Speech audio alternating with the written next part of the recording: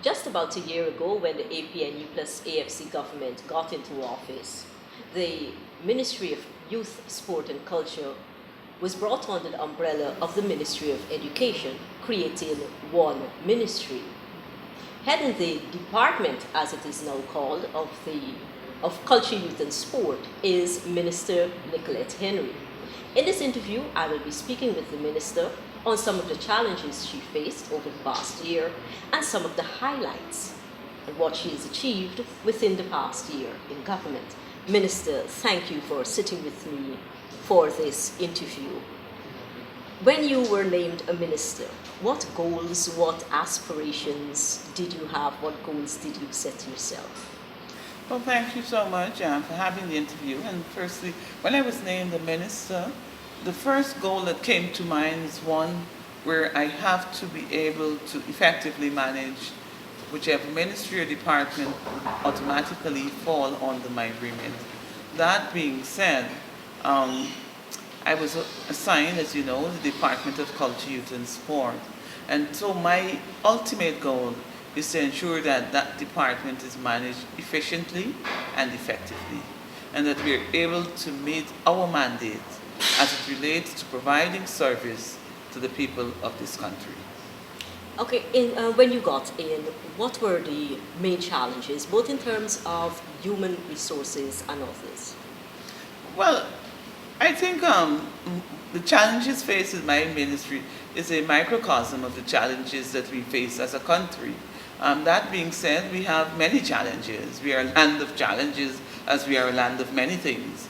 And one of the big challenges would be our human resource capacity, or it might be better phrased, lack of capacity in many of the areas. Just to begin to get staff, and Guyanese public at large to understand what it means to be efficient and productive. Sometimes I get a sense that we didn't quite have the same meaning of where things are with that. That being said, I inherited a ministry with a lot of committed and dedicated staff who I recognized needed some mentoring, some support, and vision so that they can harness their energies in the right direction. And so, having worked with them directly, very hands-on approach was required because of what I've inherited. And I believe that the staff do have the capacity, however they need supervision. They also need training opportunities. I say to my staff many times, and I know I push them over and beyond what they would have previously experienced, and sometimes beyond their own expectations. And they have been able to deliver in many instances with mentoring, with guidance. And so I know it's a process, and that would have been the biggest challenge, because everything that you do, it's people that got to do it. It's a person that's got to move it. At the end of every outcome, there are people that will have to take you through that process to get the outcome. So being able to get the staff to have the right capacity to manage the task has been the biggest challenge, and continues to be a challenge. And I recognize that it's not a challenge that is unique to Guyana. I think in every part of the world you have to develop people's capacity to give you the type of outcome that you're looking at. So that has been a challenge. The other challenge we face, of course, has to do with the fact that we are a limited resource setting. We're termed a developing country, and that being said, we have our constraints in terms of financial, technical, and infrastructure resources. And so those do put a cap on you, and so there are limitations with regard to those areas. It's a work in progress. We continue to work with the resources that are available to ensure that we meet the outcomes that we have set ourselves, so that we can deliver to the people of this country. Okay, one of the big tasks that you've been handed is organizing and ensuring Guyana puts on a good show for our 50th independence anniversary. How has that factored into the challenges that you will have encountered? Well, I'm happy to have been assigned the responsibility of taking the lead with the planning preparation and execution of the activities related to the 50th anniversary. I consider that a sacred and honorable tasking, and so I'm happy to have been asked to do that. Having said that, I believe that the planning is one that I've always been very comfortable with. What has happened, however, is, you're planning for a major event at a time that you're also now getting your feet wet, as it were, in the ministry, because they happen simultaneously. Yes. Understanding and learning and getting used to a new assignment as big as it is, with responsibility for a ministry, as it were, in the past in our department, and then undertaking that responsibility of, the 50th, of overseeing the 50th. But what I want to say is that it took a lot from me personally, because I'm required to double up efforts and to go over and beyond what would have been expected had I just been looking at youth, sport, and culture, of course.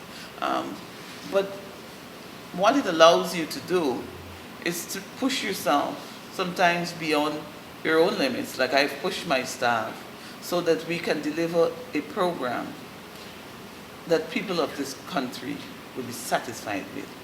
The hardest part of rolling out such a program is its planning phase, which will be the longest phase. And in the planning phase, you don't see what's happening much in the planning phase. And so if you're not used to programming and planning and organizing events and working in a systemic manner, you would suppose that nothing is happening. And so the planning is what needs to take place before anything else can happen. And that usually is the longest phase, because that determines what you're going to roll out at the end. So to get all your ducks in a row, as we would say in some sections, to ensure that everything was considered, that you are able to assign your resources effectively, to work out a plan that meets the needs of the people and where we are as a country. As simple as it is, just to come up with a theme. How do you come up with a theme? The theme of reflection, celebration, and inspiration. What are you reflecting on? What are you celebrating? And who are we thinking of in terms of inspiring? So those are the things that one would have had to sit and think through. And what are the activities? What would be the legacy of the 50th? Those are the things that really would take your time. Once you have the planning in place, then the rolling out is like clockwork. I think we are in the place now where we can execute. I sit here very comfortable, knowing the amount of work and effort that my team and I have put into this, so that we know that we will have a program that is less to none, a program that we can be proud of. Right. Which brings me to the point, Mr.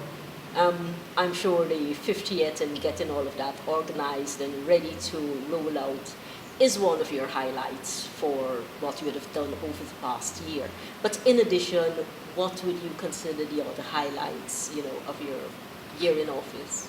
Well, the primary highlights that I would want to focus on is what have I done in terms of the ministry. And I speak in cross-cutting terms. I wouldn't single out youth, sport, or culture.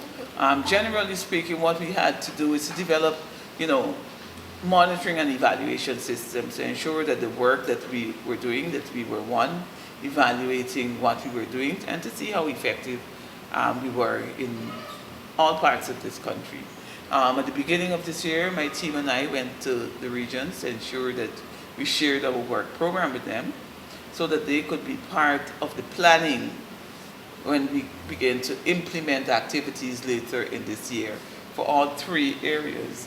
In addition to that, we have a program that comes on the sport, program enhancement project, and we thought that we would tweak that to better meet the needs of the communities. And so we are going to undertake major rehabilitation work at community grounds in all the regions. It's an incremental approach. We're going to do a few in each region, so there will be no single region that will be left out in its initial phase.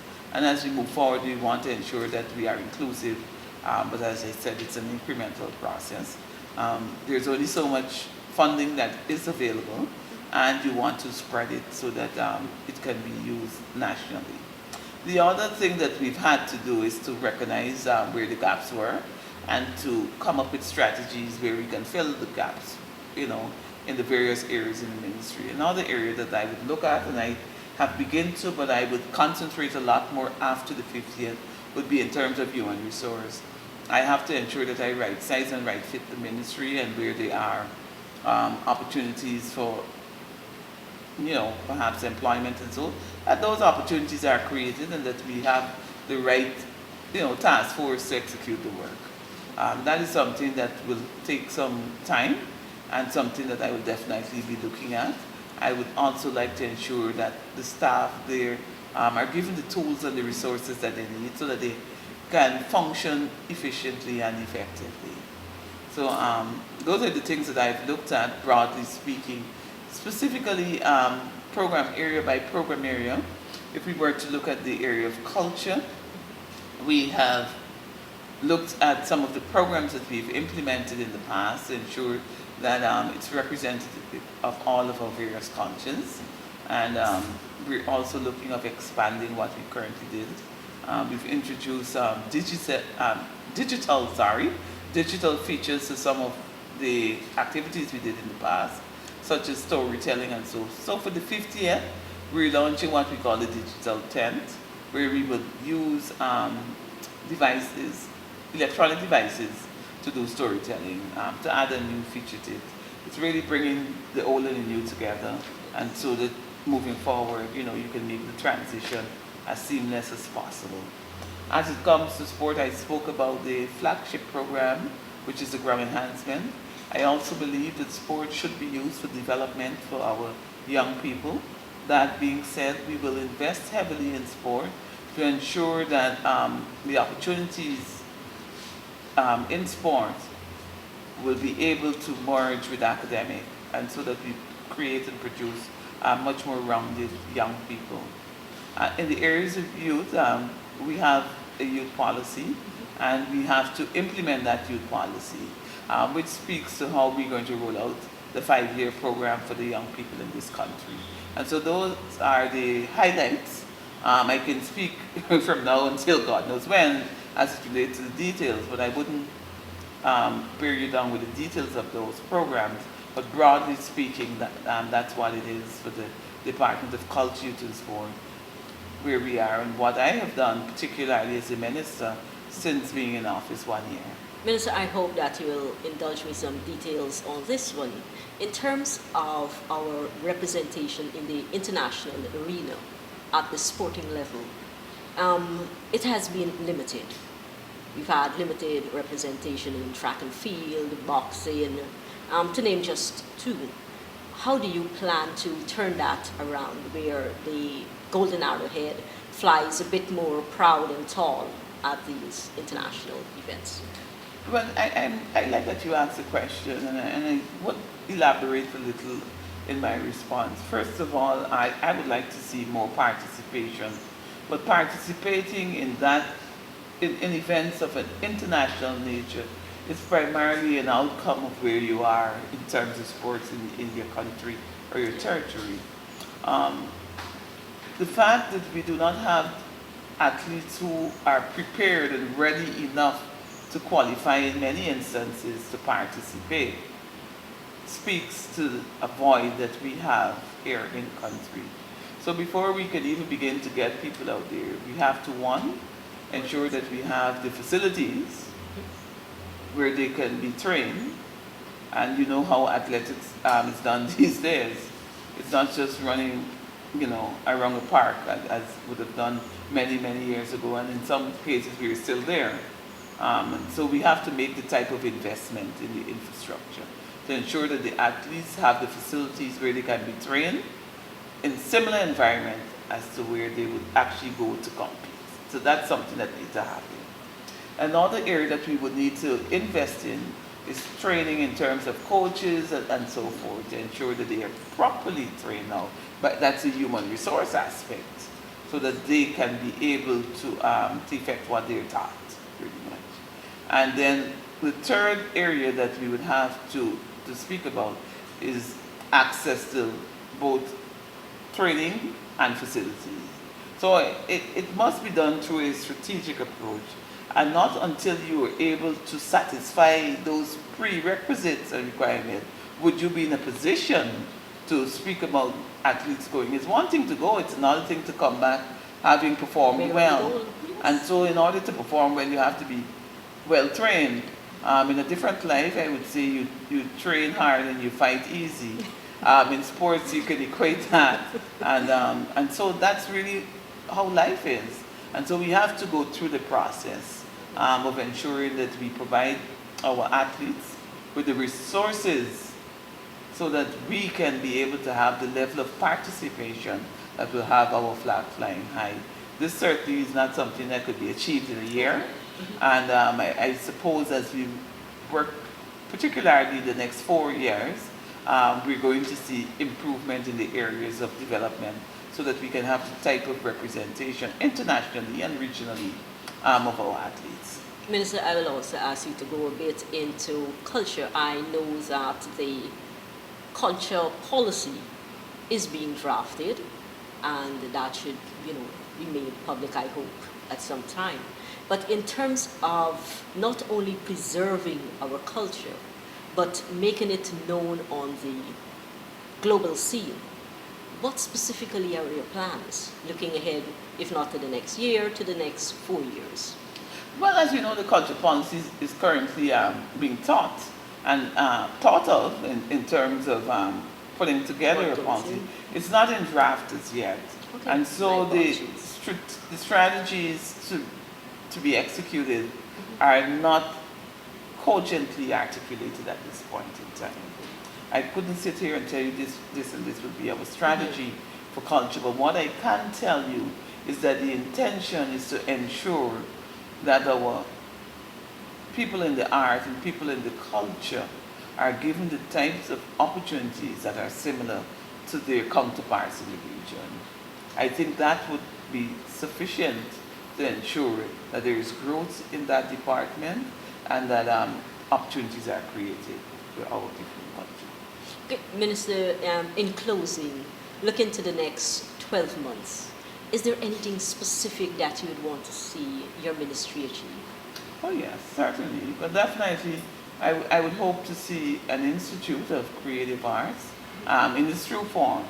A building that houses the various sections of our art and where our people can actually be well trained. I have to say I'm a bit disappointed that we have institutions such as Borough School, and they do a great job, but they're not accredited, and so we have to work towards ensuring that we have institutions that can provide our people with not only the skills but the qualifications where they can function if they choose to outside of Guyana. So I would want to see the Institute of Creative Art as a major undertaking during the next year cycle, and I would also want to see a sports policy that we can implement, and that sports is more widely integrated into school. I would also want to see greater integration with music in school. Minister, thank you. It has been quite informative, and be assured that the Government Information Agency will be following the progress of your ministry over the next 12 months. Again, thank you. Well, thank you, and do have a great day, and happy 50th anniversary to you. Many happy returns too, and thank you. Thank you.